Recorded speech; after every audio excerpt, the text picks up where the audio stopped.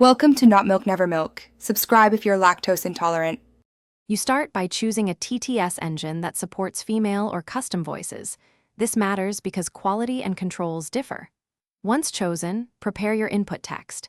Clean sentences, use commas and periods to shape pitch and timing.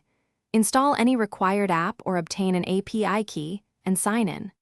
Make sure the voice model supports SSML or pitch controls. Without that, you can't shape timbre effectively. Now open the tool and load a small sample text to test settings before full conversion.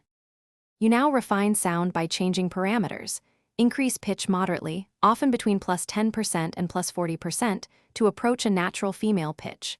Then apply formant shift or timbre controls to maintain naturalness. This prevents a chipmunk effect. Use SSML or built-in prosody tags to add pauses, control speed, and emphasize words. Once done, run a /B tests. Compare original and adjusted versions, and iteratively tweak pitch, breathiness, and intonation until the voice sounds plausible and expressive. You finish by exporting the voice to your target format, then test playback on the device your audience will use, because speakers and codecs change perception. If the result sounds unnatural, reduce pitch a bit, adjust formant back toward neutral, or add controlled breath/noise using a filter to improve realism.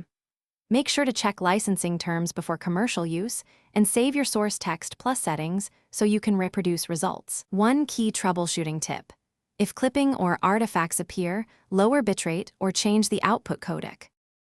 Thanks for watching. If this was helpful, leave a like and consider subscribing. See you next time.